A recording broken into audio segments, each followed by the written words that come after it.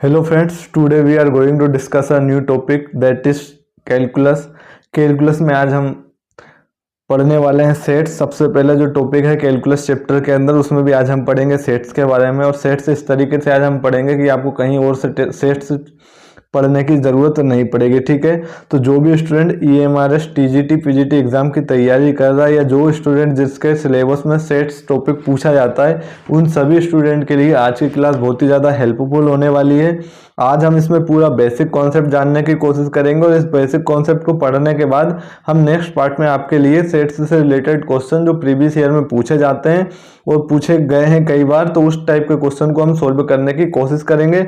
लेकिन उससे पहले ये जानेंगे कि सेट्स होता क्या है, ठीक है। तो आप शुरू से लेकर लास्ट तक हमारे साथ बने रहिए। आज का टॉपिक जो होगा आपको बहुत अच्छे से क्लियर होने वाला होगा। ऐसा आपने आज तक कहीं नहीं पढ़ा होगा, ऐसा मैं मान के चलता हूँ, ठीक है। और अगर वीडियो अच्छी लगे, आज की क्लास अच्छी लगे, तो प्लीज़ हमें कमेंट बॉक्स में कमेंट करके ज़रूर बताइए, ताकि हम आपके लिए और अच्छे से अच्छे कंटेंट के साथ आपके लिए आपके टॉपिक को हम प्रोवाइड करा सकते हैं। तो आइए स्टार्ट करते हैं हम आज का हमारा टॉपिक सेट्स।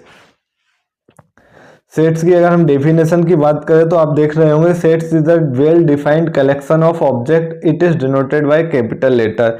जो सेट्स होता है वो क्या होता है, कलेक्शन ऑफ ऑब्जेक्ट होता है एक तरीके से। और किसी भी ऑब्जेक्ट का कलेक्शन करना, या फिर हम कह सकते हैं किसी डाटा का कलेक्शन करना, तो कलेक्शन ऑफ ऑब्जेक्ट, ठीक है, कलेक्शन ऑफ ऑब्जेक्ट हमारे पास होता है सेट्स। लेकिन यहाँ पर आप एक चीज देख पा रहे होंगे, वेल डिफाइंड। वेल डिफाइंड का मतलब क्या होता है, तो वेल डिफाइंड को भी मैंने अलग से एक्सप्लेन किया हुआ। अगर आप देखोगे वेल डिफाइंड का मतलब क्या है कि collection should not change from person to person. एक ऐसा कलेक्शन जो पर्सन टू पर्सन चेंज नहीं होता हो, ठीक है।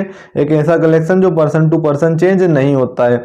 अब पर्सन टू पर्सन चेंज नहीं होता है, इसका मतलब क्या है, तो हमने नेक्स्ट स्लाइड में एक एग्जांपल के साथ आपको एक्सप्लेन करेंगे कि हम किस टाइप के कलेक्शन की बात कर रहे हैं, क्या होता है वेल डिफाइंड कलेक्शन।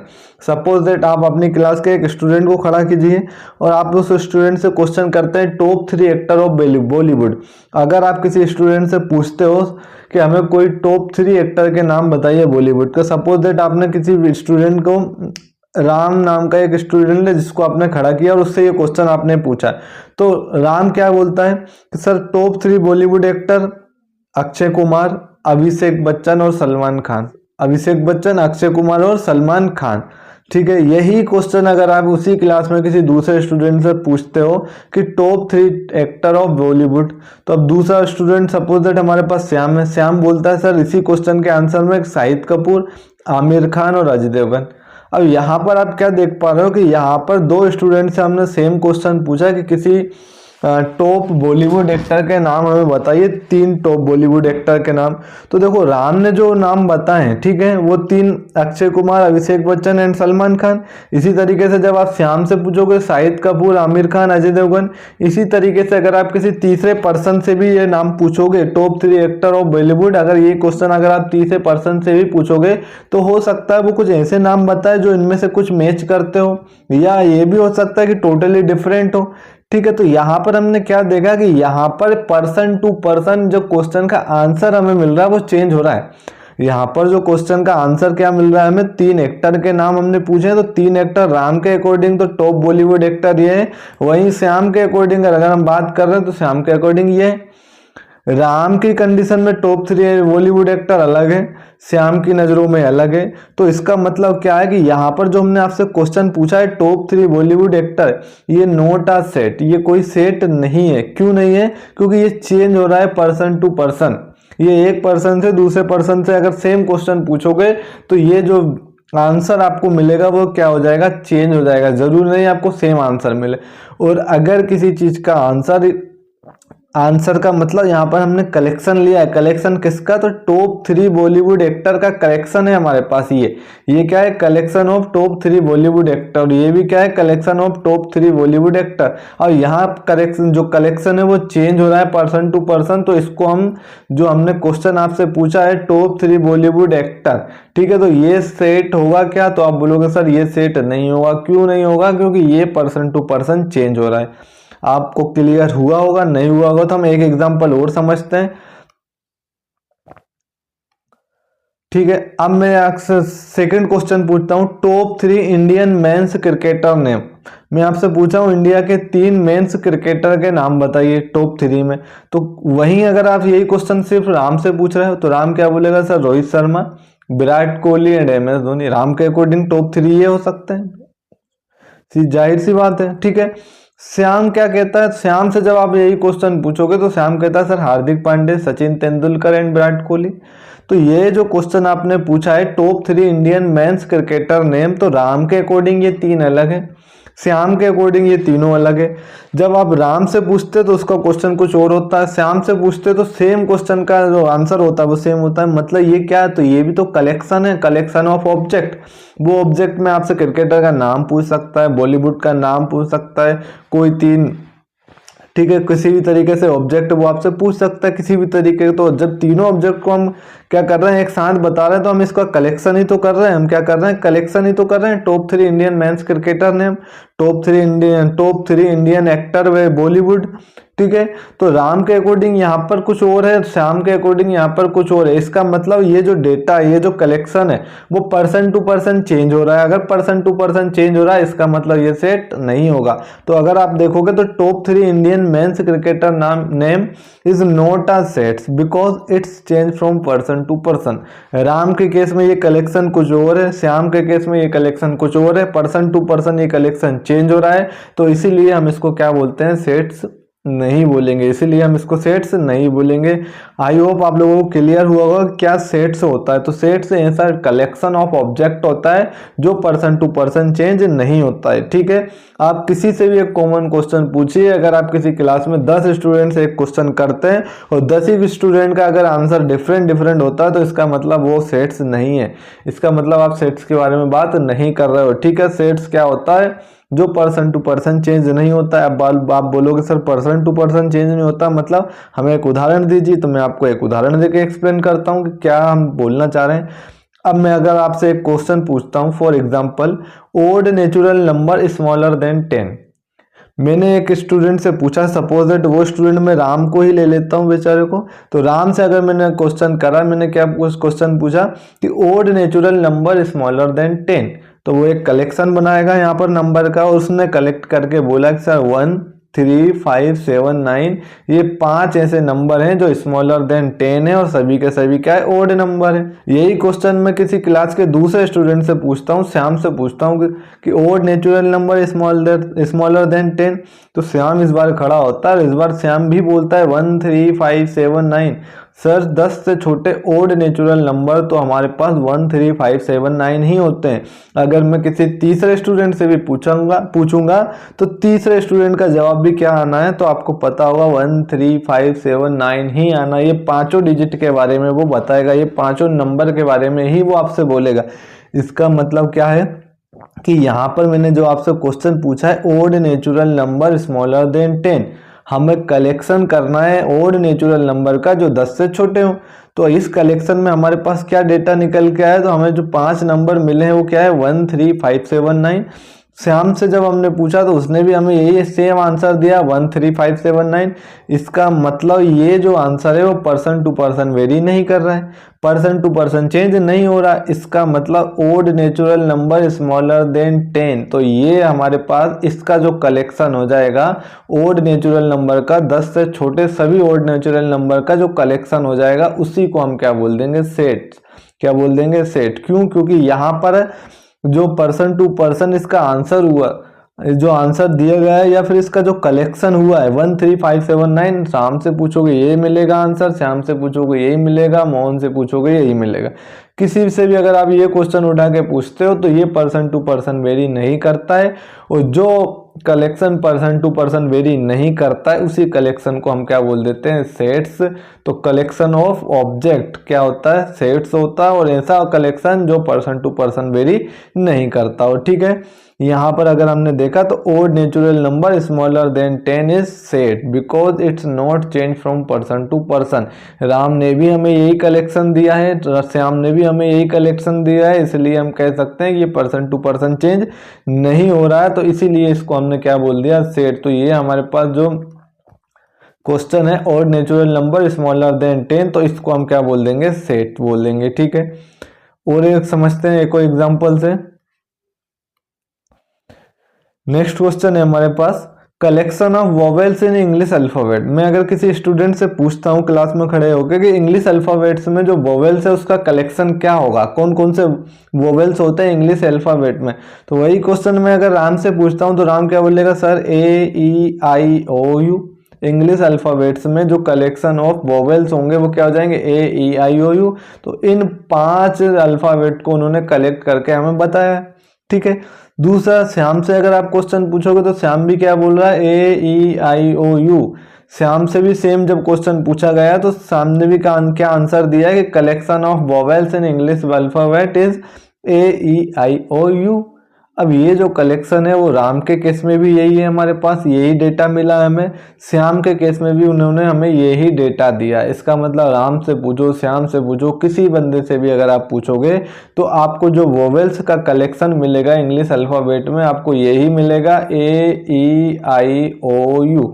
ठीक है, तो इसको आप सेट बोलोगे क्या, जी हाँ बिल्कुल बोलेंगे। क्यों, क्योंकि ये कलेक्शन ऑफ ऑब्जेक्ट है, वोवेल्स का जो कलेक्शन किया है हमने, और ये collection person to person vary नहीं करता, इसलिए इसको हम क्या बोल देंगे, सेट्स। ठीक है, तो collection of vowels in English alphabet is a set because it's not change from person to person. I hope आप लोगों को क्लियर हुआ होगा कि सेट क्या होता है और सेट क्या नहीं होता है। ठीक है, कलेक्शन ऑफ ऑब्जेक्ट तो बहुत होते हैं, कलेक्शन ऑफ ऑब्जेक्ट हमने टॉप बॉलीवुड एक्टर की भी बात की थी। ठीक है, टॉप इंडियन मेंस क्रिकेटर की भी हमने बात की थी, लेकिन वो भी कलेक्शन है, लेकिन वो कलेक्शन जो है वो वेल डिफाइंड कलेक्शन नहीं है। वेल डिफाइंड का मतलब पर्सन टू पर्सन वेरी अगर कर जाए तो उस कलेक्शन को हम वेल डिफाइंड कलेक्शन नहीं बोलेंगे। और वेल डिफाइंड कलेक्शन ही क्या होता है, हमारे पास सेट होता है। तो सेट बेसिकली होता क्या है, तो सेट हमारे पास कलेक्शन ऑफ ऑब्जेक्ट कह सकते हो आप, कलेक्शन ऑफ डाटा कह सकते हो। ठीक है, लेकिन वो कलेक्शन इस तरीके से होना चाहिए कि वो पर्सन टू पर्सन वेरी नहीं करता हो, पर्सन टू पर्सन चेंज नहीं होता। तो ऐसे ऑब्जेक्ट को, कलेक्शन को ही हम क्या बोलते हैं, सेट बोलते हैं। आई होप आप लोगों को क्लियर हो चुका होगा। अब हम चलते हैं नेक्स्ट एक एग्जाम्पल और समझते हैं। फॉर एग्जाम्पल देखते हैं हम, सोल्यूशन ऑफ x² - 9 इज। ठीक है, हमसे पूछा गया, अगर आपसे कोई पूछे x² - 9 का सॉल्यूशन बताओ, तो x² - 9 का x² - 9 का अगर आप सॉल्यूशन फाइंड करने जाओगे तो यहाँ से आप देखोगे तो x² कितना हो जाएगा, 9 का इक्वल हो जाएगा। जब आप इसको सोल्व करोगे तो आपको मिल जाएगा +-3। क्या मिल जाएगा, +-3। यही क्वेश्चन हमने राम से पूछा, भैया कि राम सॉल्यूशन ऑफ x² - 9 बताओ आप, तो उसने बताया सर -3 + 3। श्याम से भी मैंने सेम क्वेश्चन पूछा तो उसने भी बोला -3 + 3। तीसरे पर्सन से भी अगर मैं क्वेश्चन पूछूंगा तो वो सॉल्यूशन ऑफ x² - 9 तो वो भी यही बताएगा। अगर मैं आप लोगों से पूछूंगा तो आप भी क्या बताओगे, सर +3 और -3 ही सॉल्यूशन होता है x² - 9 का। मतलब मैं किसी भी स्टूडेंट से, किसी भी पर्सन से अगर ये क्वेश्चन पूछता हूं तो हर एक बंदे का जो आंसर होगा वो सिर्फ और सिर्फ +3 और -3 ही होगा।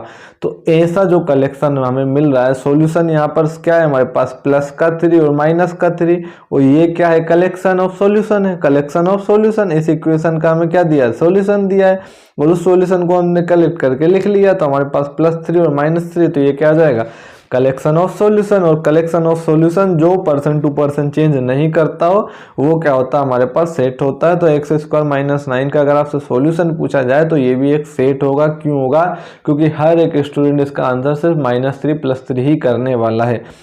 तो solution of x² - 9 is a set because it not change from person to person, क्योंकि ये पर्सन टू पर्सन चेंज नहीं होगा। आई होप आप लोगों को क्लियर हुआ होगा कि सेट क्या होता है। ये अभी हमने डेफिनेशन जानने की कोशिश की है, सेट के और क्या बेसिक कॉन्सेप्ट हैं ये भी अभी हम साथ ही साथ डिस्कस करने वाले हैं। ठीक है, तो लास्ट तक आप लोग हमारे साथ बने रहिए। क्या होता है सेट्स, मैं आज आपको बहुत अच्छे से एक्सप्लेन करने वाला हूँ।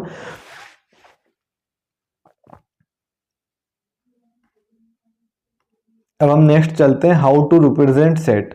हम सेट को किस तरीके से रिप्रेजेंट करते हैं उसके बारे में हम बात करते हैं, ठीक है। तो set is represent in two form, set को हम दो फॉर्म में रिप्रेजेंट करते हैं। पहला होता है सेट बिल्डर फॉर्म, दूसरा होता है रोस्टर फॉर्म, ठीक है। रोस्टर फॉर्म को हम टेबुलर फॉर्म भी बोल देते हैं कभी कभी, तो आप इसको टेबुलर फॉर्म भी बोल सकते हो, ठीक है। रोस्टर फॉर्म को क्या बोल सकते हो आप, टेबुलर फॉर्म भी।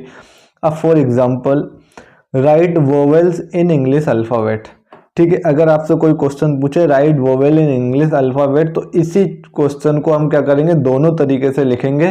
पहला हम सेट बिल्डर फॉर्म में देखेंगे, दूसरा हम रोस्टर फॉर्म में देखेंगे। सेट बिल्डर फॉर्म का मतलब ये क्या करता है, बिल्ड करता है, क्या करता है, बिल्डर फॉर्म, ठीक है। जो ऐसा फॉर्म जो क्या करता है, सेट को बिल्ड करता है, तो उसको हम बोलते हैं सेट बिल्डर फॉर्म। जैसे right vowels in English alphabet, question में अगर ये हमारे पास क्वेश्चन है, तो अगर हम इसका सेट बिल्डर फॉर्म देखें तो क्या लिखेंगे, x such that x is a vowels in English alphabet. तो अगर हमसे क्वेश्चन पूछा जाए कि अगर आप इस क्वेश्चन को सेट बिल्डर फॉर्म में लिखते हो, तो सेट बिल्डर फॉर्म में क्या लिखोगे, तो हमारे पास भैया एक्स कोई डाटा है, कोई ऑब्जेक्ट है, और वो एक्स ऑब्जेक्ट इस तरीके से है कि वो एक वोवेल्स है इंग्लिश अल्फ़ाबेट, तो इसी चीज को हमने क्या बोल दिया, सेट बिल्डर फॉर्म। और जब हम इसको रोस्टर फॉर्म में लिखेंगे तो क्या लिखेंगे, तो मैंने आपको बताया जैसे हम सेट्स को किसी कैपिटल लेटर से रिप्रेजेंट करते हैं, तो यहाँ सपोज दैट हमारे पास क्या है, ए है।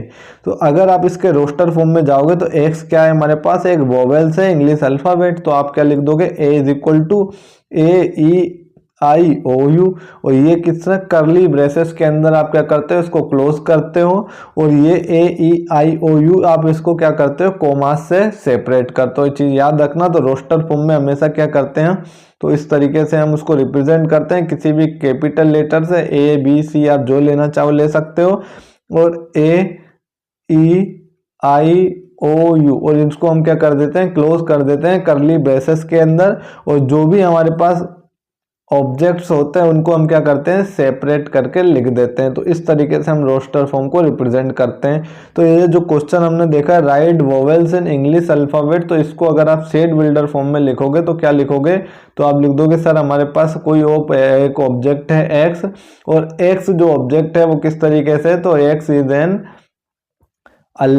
वोवेल्स इन इंग्लिश अल्फ़ाबेट, ठीक है, इन इंग्लिश अल्फ़ाबेट। तो इस तरीके से आप क्या लिख दोगे, इसका सेट बिल्डर फॉर्म लिख दोगे, और सेट बिल्डर फॉर्म से हम इसको रोस्टर फॉर्म में चेंज कर लेंगे।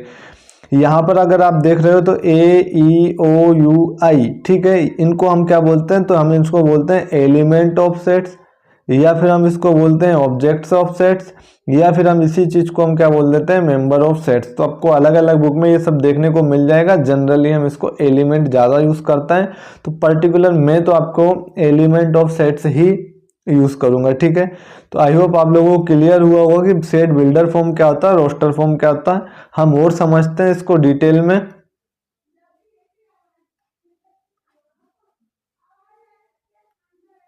For example write odd natural number smaller than 10, अगर आप इसको सेट बिल्डर फॉर्म में लिखोगे तो सेट बिल्डर फॉर्म में क्या लिख सकते हो, तो आपको इसे किसी कैपिटल लेटर से रिप्रेजेंट करना पड़ेगा। लेट से हमने बोल दिया बी, करली ब्रेसेस के अंदर आपको क्या करना है, क्लोज करना है। अब आप क्या लिख रहे हो, odd natural number smaller than 10, तो आप क्या लिख दोगे, एक्स हमारे पास कोई एक ऑब्जेक्ट है, कलेक्शन ऑफ ऑब्जेक्ट है, और वो किस तरीके से है कि जो एक्स है वो एक ओड नेचुरल नंबर है स्मॉलर देन 10। तो इस तरीके से आप इसको क्या लिख दोगे, सेट बिल्डर फॉर्म में लिख दोगे। उस सेट बिल्डर फॉर्म से जब आपसे रोस्टर फॉर्म पूछा जाए तो बी को आप क्या लिख दोगे, इसको इक्वल कर दोगे बी के, क्योंकि हम कैपिटल लेटर के इक्वल कर देते हैं। करली ब्रेसेस के अंदर हम क्या कर देंगे, इसको क्लोज कर देंगे।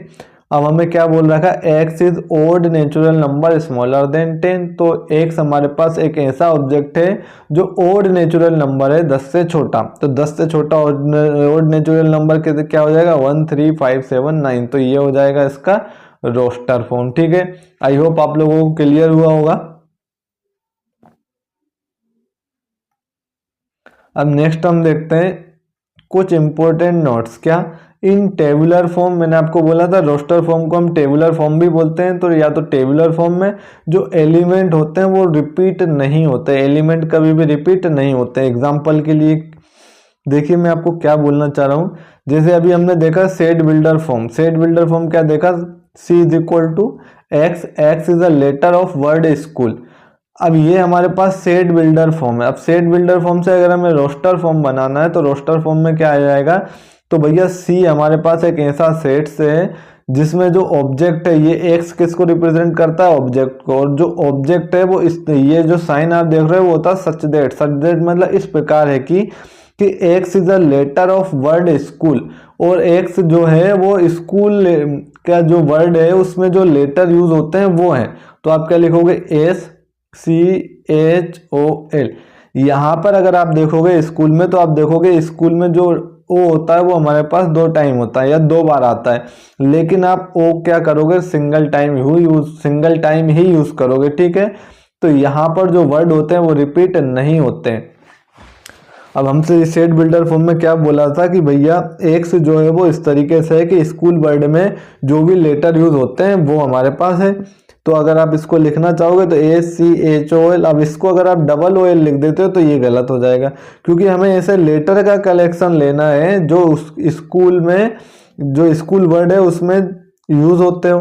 तो अब डबल ओ यूज होता है तो डबल ओ को हम नहीं लेंगे, क्योंकि हमें ऐसे कलेक्शन ऑफ लेटर चाहिए जो स्कूल वर्ड में यूज होते हो। तो आप क्या करोगे, जो भी वर्ड डबल बार यूज होते हैं उनको आप सिंगल टाइम ही लोगे। ये और देख लेते हैं हम एग्जांपल के तौर पे कि एक्स हमारे पास क्या है, कलेक्शन ऑफ ऑब्जेक्ट है, और वो इस तरीके से है कि x is a letter of word teacher. हमें एक ऐसा कलेक्शन लेना है, एक ऐसे लेटर का कलेक्शन लेना है जो टीचर वर्ड में यूज किए जाते हैं। तो आप क्या बोलोगे सर, TEACH। अब यहाँ पर अगर आप देखोगे तो ER है, लेकिन मैंने यहाँ पर जो ई लिया वो एक बार ही लिया है, क्योंकि हमें कलेक्शन चाहिए ऐसे वर्ड का, ऐसे लेटर का जो टीचर वर्ड में यूज होते हैं। तो चाहे 10 बार यूज हो चाहे 20 बार यूज हो, ठीक है, आप सिर्फ क्या करोगे, एक बार ही इसका यूज करोगे। मतलब यहाँ पर हम जो सेम ऑब्जेक्ट होते हैं वो रिपीट नहीं होते हैं। अब नेक्स्ट चलते हैं हम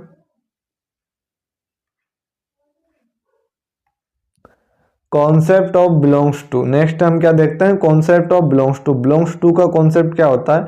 लेट से एक सेट है हमारे पास ए, जिसके जो एलिमेंट है 1 2 3 4 5 है, ठीक है।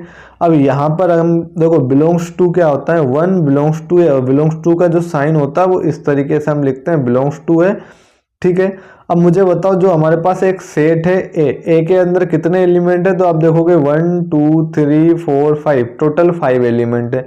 अगर मैं आपसे पूछा हूं जो 1 बिलोंग्स टू ए, इसका मतलब जो 1 है वो ए सेट से बिलोंग करता है। बिलोंग का मतलब उससे संबंध रखता है, बिलोंग का मतलब क्या है, उससे संबंध रखता है।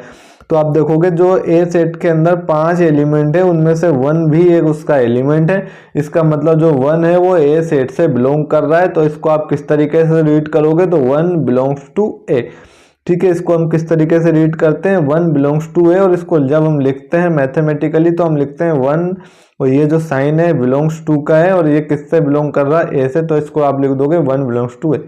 इसी तरीके से अगर आप देखोगे 2 जो है वो सेट ए का एलिमेंट है, इसका मतलब 2 भी सेट ए से बिलोंग कर रहा है। 3 भी सेट ए का एलिमेंट है, तो इसका मतलब 3 बिलोंग्स टू है, ठीक है।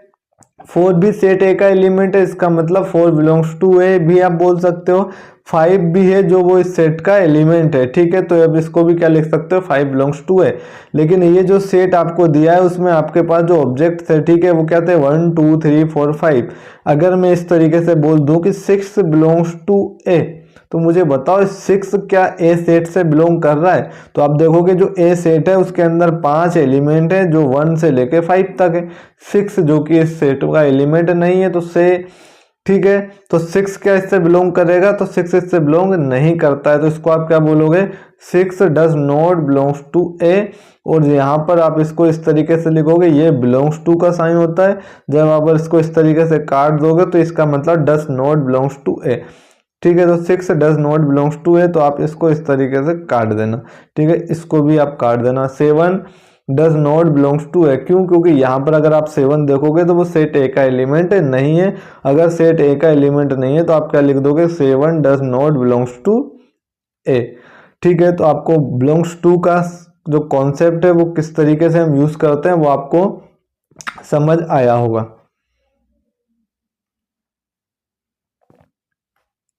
अब नेक्स्ट देखते हैं हम कुछ मैथमेटिकली सेट्स जो हर कोई उसको जानता है, ठीक है, ये इसका जनरल रिप्रेजेंटेशन होता है।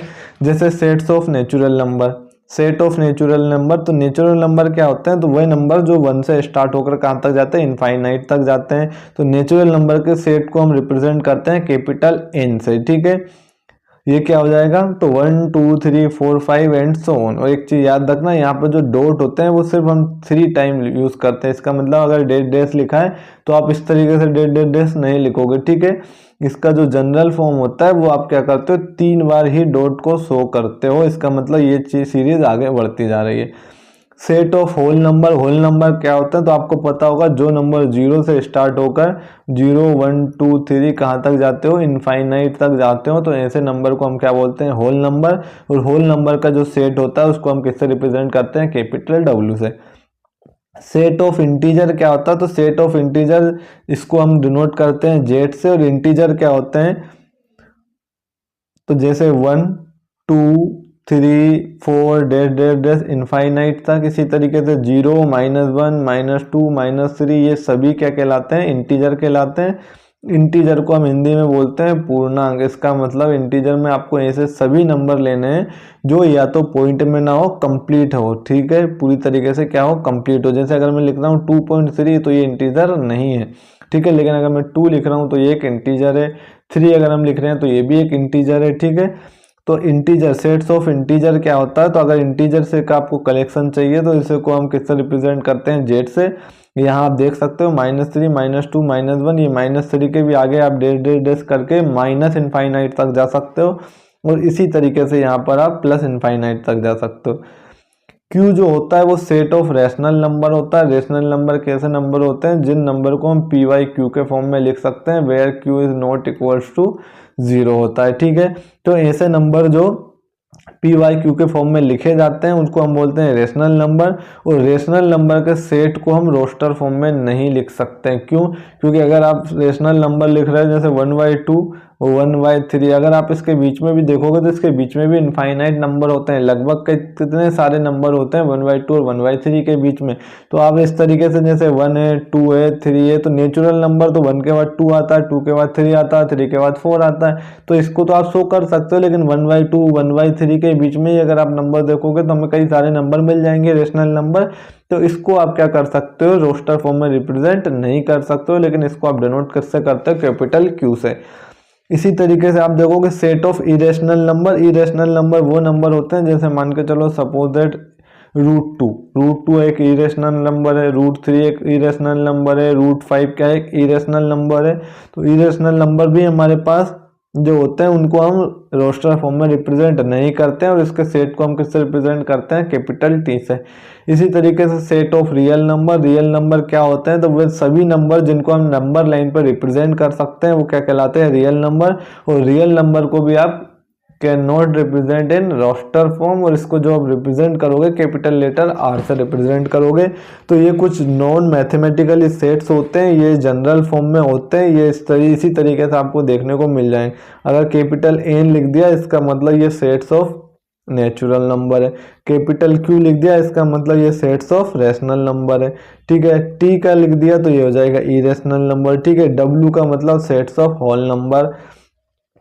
अब हम चलते हैं इसके आगे। नेक्स्ट कॉन्सेप्ट हम समझते हैं एम्प्टी सेट का। एम्प्टी सेट क्या होता है, तो set which does not contain any element, ठीक है। एक ऐसा सेट जो कोई भी एलिमेंट कंटेन नहीं करता हो, जिसके अंदर कोई भी एलिमेंट ना होता है, ऐसे सेट को हम क्या बोलते हैं, एम्प्टी सेट। एग्जांपल हम देखते हैं कि हम सपोज दैट हमारे पास कोई एक सेट है A is equal to x. हमारे पास क्या है, कोई ऑब्जेक्ट है, कलेक्शन है, कलेक्शन ऑफ ऑब्जेक्ट, और वो इस तरीके से है कि x is a natural number, और x जो है वो एक नेचुरल नंबर है greater than 5 but less than 6। तो मुझे बताओ नेचुरल नंबर क्या होते हैं, तो 1 2 3 4 5 6 7 8, इसी तरीके से चलते जाते हैं। तो हमें एक ऐसा नंबर ढूंढना है जो नेचुरल नंबर हो। तो नेचुरल नंबर जो 5 से तो बड़ा हो लेकिन 6 से छोटा हो। तो मुझे बताओ 5 से बड़ा और 6 से छोटा ऐसा कोई नेचुरल नंबर है? तो आप बोलोगे सर ऐसा तो कोई कलेक्शन नहीं है। और अगर ऐसा कोई कलेक्शन नहीं है तो हम क्या बोल देते हैं, ऐसे सेट को एम्प्टी सेट, क्योंकि इस सेट के अंदर आप देखोगे तो या तो आप इस तरीके से लिख दोगे खाली ब्रैकेट बना के, और अगर खाली ब्रैकेट नहीं बनाना चाहते हो तो इसका जो रिप्रेजेंटेशन होता है वो क्या होता है, 5। इसका मतलब ये एम्प्टी सेट है, रिक्त समुच्चय है। ठीक है, इसका मतलब क्या है, हमारे पास ये एम्प्टी सेट है। मैंने क्या देखा यहाँ पर, तो हमें एक ऐसा कलेक्शन चाहिए था ऑब्जेक्ट का जो 5 से बड़ा नेचुरल नंबर हो और 6 से छोटा हो। तो अगर आप देखोगे तो यहाँ से ऐसा कोई सा ऑब्जेक्ट पॉसिबल नहीं है, ऐसा कोई सा नंबर पॉसिबल नहीं है जो नेचुरल नंबर पॉसिबल नहीं है जो 5 से तो बड़ा हो लेकिन 6 से छोटा हो। मतलब इस सेट्स के अंदर कोई भी एलिमेंट नहीं आएंगे, और अगर कोई भी एलिमेंट नहीं आएंगे तो आप इसको इस तरीके से भी लिख सकते हो, ए इज इक्वल टू, तो इस सेट को आप सिर्फ ब्लैंक छोड़ दोगे, या तो आप इसको इस तरीके से रिप्रेजेंट कर सकते हो। और अगर इस तरीके से रिप्रेजेंट नहीं करता है तो हम इसको इस तरीके से लिख देते हैं 5 बना के। ठीक है, इसको हम 5 बना के लिख देते हैं। इसका मतलब ये भी क्या होता है कि ये एक एम्प्टी सेट होता है। आई होप आपको क्लियर हुआ होगा। सेम चीज अगर हम दूसरा एक सेट लेते हैं बी, जिसमें जो एक्स हमारे पास है वो क्या होता है, कलेक्शन ऑफ ऑब्जेक्ट।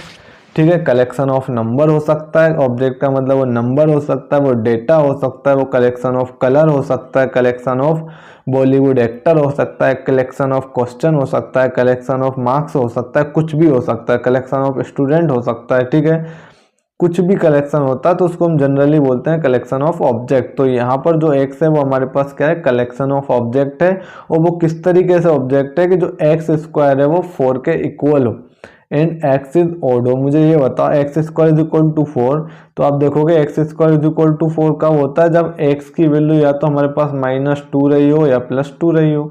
ठीक है, तो यहाँ से जो सॉल्यूशन आएगा इसका वो -2 + 2 आएगा। अब क्या बोला, एक्स इज ऑड। मुझे बताओ -2 + 2 के अलावा ऐसा कोई सॉल्यूशन पॉसिबल है जो इस इक्वेशन को सेटिस्फाई करे? नहीं है। एक्स की सिर्फ 2 ही वैल्यू पॉसिबल है, एक -2 दूसरा +2, लेकिन हमसे बोल रहा है कि एक्स ऑड होना चाहिए। तो ये जो -2 + 2 है तो क्या है, इवन नंबर है। ये क्या है, इवन नंबर है। इसका मतलब ऐसा कोई कलेक्शन, ऐसा कोई डेटा, ऐसा कोई ऑब्जेक्ट पॉसिबल नहीं होगा। और ऑब्जेक्ट पॉसिबल नहीं होगा तो इसमें आप क्या लिख दोगे, जब इसको रोस्टर फॉर्म में लिखोगे तो इस तरीके से आप या तो एम्प्टी सेट को रिप्रेजेंट करोगे, इसको आप ब्लैंक छोड़ दोगे, या बी इज इक्वल टू आप इसको 5 भी लिख सकते हो। तो इसका मतलब वही है कि यहाँ पर जो बी है उसके अंदर सेट्स के अंदर कोई भी एलिमेंट नहीं है। अगर ए इज इक्वल टू 5 लिखा है इसका मतलब ए एक ऐसा सेट है जिसके अंदर कोई भी एलिमेंट नहीं है। ठीक है, अगर बी इज इक्वल टू 5 लिखा है इसका मतलब बी एक ऐसा सेट है जिसके अंदर कोई भी एलिमेंट नहीं है, और ये इसको हम क्या बोलते हैं, एम्प्टी सेट। ठीक है, ये सब आपको क्लियर हुआ होगा। अब नेक्स्ट हम देखते हैं फाइनाइट सेट। ठीक है, फाइनाइट सेट क्या होता है, तो sets containing countable number of elements are called finite set. ठीक है, एक ऐसा सेट जिसके अंदर जो एलिमेंट होते हैं वो काउंटेबल हो। ठीक है, तो वैसे सेट्स को हम क्या बोलते हैं, फाइनाइट सेट। जैसे हम ले रहे हैं ए सेट, हम जैसे हमने लिया यहाँ पर कि इसके अंदर जो एलिमेंट है वो 1 2 3 4 एंड 5 है। तो ये काउंटेबल है। काउंटेबल इसका मतलब इसके अंदर टोटल नंबर ऑफ एलिमेंट कितने हैं, तो टोटल नंबर ऑफ एलिमेंट हमारे पास 5 है। इसी तरीके से अगर आप दूसरा सेट्स लोगे तो बी जो हमारे पास इसके अंदर जो एलिमेंट है वो क्या है, 2 4 6 8 10। तो इसी सेट को भी हम क्या बोल देते हैं, फाइनाइट सेट। क्यों, क्योंकि इसके अंदर जो एलिमेंट होते हैं वो काउंटेबल होते हैं, हम इसको काउंट कर सकते हैं। जैसे यहाँ पर नंबर ऑफ एलिमेंट 5 है, यहाँ पर नंबर ऑफ एलिमेंट कितने हैं, भी यहाँ भी 5 है। अगर इसी तरीके से मैं एक सेट ले लेता हूँ ए और इस तरीके से लिख देता हूँ 1 2 3 4 5 एंड डैश डैश डैश। ठीक है, अब मुझे ये बताओ ये जो सेट है वो नेचुरल नंबर का है, किसका है, नेचुरल नंबर का है। अब मुझे बताओ नेचुरल नंबर काउंटेबल है क्या, तो आप बोलोगे सर इस सेट्स के अंदर जितने एलिमेंट है उनको हम काउंट नहीं कर सकते हैं, जैसे 1 2 3 4 5 इसका मतलब जिस सेट्स में डैश डैश डैश लगा होता है ऐसे सेट्स को हम बोल देते हैं इनफाइनाइट सेट। क्या बोलेंगे इसको हम? Infinite set. क्यों? क्योंकि इसके अंदर जो एलिमेंट होते हैं हम उनको काउंट नहीं कर सकते, ये डैश डैश से रिप्रेजेंट होते हैं। अब डैश डैश से रिप्रेजेंट होते हैं इसका मतलब ये नहीं है कि अगर आपको इस तरीके से लिखा दे दिया जाए 1 2 3 डैश डैश डैश और लास्ट में आपको लिख के दे दिया जाए 100। अब इसमें अगर आप डैश डैश डैश देखो और यहाँ से अगर आपसे बोल दिया जाए कौन सा सेट है, तो आपके माइंड में ये नहीं आना चाहिए कि इनफाइनाइट सेट है। क्यों ये इनफाइनाइट सेट क्यों नहीं है? क्योंकि ये 1 से स्टार्ट हो रहा है और कहाँ तक जा रहा है? 100 तक जा रहा है। इसका मतलब इसके अंदर जो नंबर ऑफ एलिमेंट है वो काउंटेबल है। टोटल कितने? 100 एलिमेंट है, क्योंकि 1 से ही स्टार्ट हुआ है। तो अगर बीच में इस तरीके से डैश डैश डैश दिया, इसका मतलब ये जो सेट है वो फाइनाइट सेट है। क्यों? क्योंकि इसके अंदर के जो एलिमेंट है उनको हम काउंट कर सकते हैं। क्यों? क्योंकि ये 1 से स्टार्ट होकर कहाँ तक जा रहा है? 100 तक जा रहा है। ठीक है, लेकिन अगर इस तरीके से दिया हो 1 2 3 4 5 और डैश डैश डैश, तो ये लास्ट में कहाँ तक जा रहा है इसको हम काउंट नहीं कर सकते। इसका मतलब इसके अंदर जो नंबर ऑफ एलिमेंट है वो अनकाउंटेबल है। ठीक है, और जब नंबर ऑफ एलिमेंट अनकाउंटेबल हो किसी सेट के, तो उसको हम बोल देते हैं इनफाइनाइट सेट।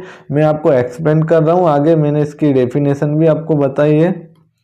यहाँ पर अगर आप इनफाइनाइट सेट देखोगे तो एक ऐसा सेट जो कंटेन करता हो uncountable number of element are called infinite set. ठीक है, जिसके अंदर एलिमेंट होंगे वो अनकाउंटेबल होंगे। जैसे नेचुरल नंबर का अगर आप सेट ले लेते हो, तो ये चल रहा है 1 2 3 4 5, तो इसको आप कहाँ तक ले जा रहे हो? इनफाइनाइट तक ले जा रहे हो। तो इसको आप काउंट कर पाओगे क्या?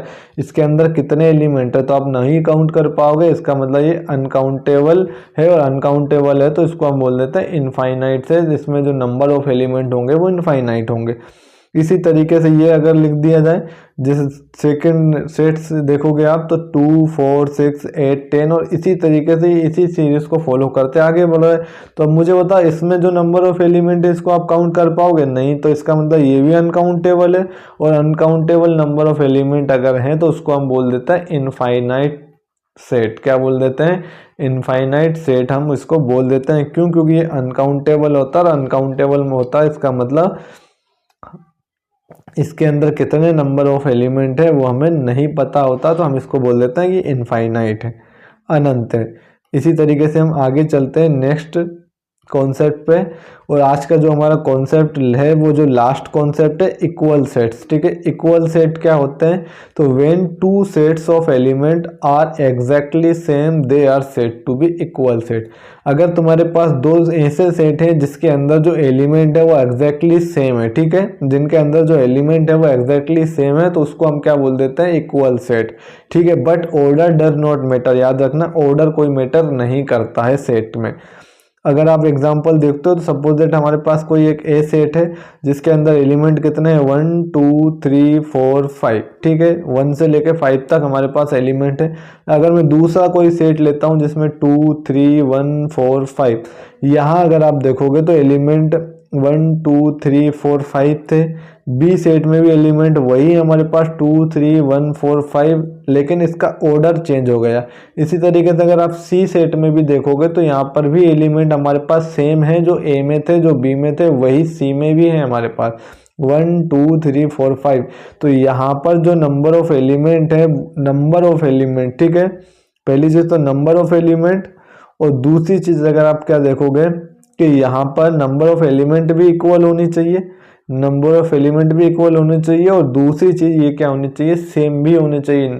ठीक है, जो भी एलिमेंट ए सेट में है वही एलिमेंट अगर बी सेट में भी है तो हम इसको बोल देते हैं इक्वल सेट। जैसे मान के चलो, अगर मैं एक सेट लेता हूँ ए, ये है हमारे पास 1 2 3 4, ठीक है, और मैं एक दूसरा सेट ले लेता हूँ बी, यहाँ पर 1 2 3, ठीक है। अब मुझे बताओ, इस सेट को आप इक्वल सेट बोलोगे तो ये इक्वल सेट, जैसे यहाँ पर 1 2 3, यहाँ पर 3 एलिमेंट है 1 2 3, यहाँ पर 1 2 3 4 एलिमेंट है, लेकिन एलिमेंट तो सेम है, लेकिन यहाँ पर जो एलिमेंट है ये 3 एलिमेंट के सेट के ए सेट के इक्वल है, लेकिन यहाँ पर जो एलिमेंट 4 है वो यहाँ पर नहीं है। इसका मतलब नंबर ऑफ एलिमेंट भी इक्वल नहीं है।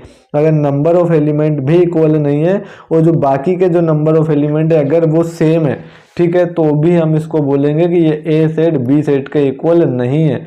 ये इक्वल सिर्फ और सिर्फ तब होगा जब नंबर ऑफ एलिमेंट भी इक्वल हो और दूसरा जो हमें एलिमेंट दिए हैं वो भी सेम हो, बस ऑर्डर आगे पीछे हो सकता है, तो ऑर्डर से कोई प्रॉब्लम नहीं होनी चाहिए। तो इस कंडीशन में अगर आप देखोगे तो यहाँ पर 1 2 3 4 5 है, यहाँ पर भी 1 2 3 4 5 है, यहाँ पर भी 1 2 3 4 5 है।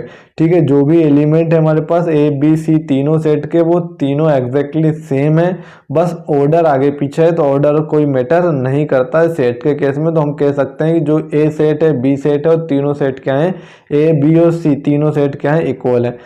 ठीक है, तो ये तो था थोड़ा सा बेसिक कॉन्सेप्ट कि सेट क्या होता है। यहाँ से हमें कुछ क्लियर हुआ होगा, कुछ एक समझ विकसित हुई होगी कि सेट क्या होता है। ठीक है, सेट का जो फॉर्म होते हैं वो किस तरीके से होते हैं, दो फॉर्म में हम लिख सकते हैं, सेट बिल्डर फॉर्म और roster form. Set builder form से वो आपको रोस्टर फॉर्म में पूछ सकता है, रोस्टर फॉर्म देके आपको सेट बिल्डर फॉर्म भी वो पूछ सकता है। इसके बाद हमने देखा इक्वल सेट क्या होते हैं, फाइनाइट सेट क्या होता है, इनफाइनाइट सेट क्या होते हैं। ठीक है, तो आज की क्लास में हमने सिर्फ बेसिक समझ देखी सेट की, क्या होता है सेट, उसकी डेफिनेशन क्या होती है, किस चीज़ को आप सेट बोलोगे, किस चीज़ को आप सेट नहीं बोलोगे। नेक्स्ट क्लास में हम इसके और आगे के जो कॉन्सेप्ट हैं, जैसे हमने पढ़ने हैं अब, ठीक है, अगला हमें पढ़ना है सबसेट क्या होता है, ठीक है, पावर सेट क्या होता है। तो ये सभी जो आगे के टॉपिक बचे हैं वो मैं नेक्स्ट क्लास में आप लोगों के साथ डिस्कस करने वाला हूँ, और जो कॉन्सेप्ट बचा है उनको हम क्लियर करके लगभग हम इसके मोस्टली 100 क्वेश्चन भी सोल्व करेंगे, ताकि आपको ये अच्छे से क्लियर हो सके। और वो जो क्वेश्चन होंगे वो सभी ऐसे क्वेश्चन होंगे जो प्रीवियस ईयर में पूछे गए हैं। तो आज की क्लास को हम यहीं समाप्त करते हैं। अब हम मिलते हैं नेक्स्ट क्लास में, तब तक के आप इस क्लास को अच्छे से देखिए। अगर एक बार में समझ में नहीं आता तो वीडियो को डबल से अगर आप देखेंगे तो लगभग आपको क्लियर हो जाएगा। ठीक है, तो मिलते हैं हम आपको नेक्स्ट क्लास में। Thank you.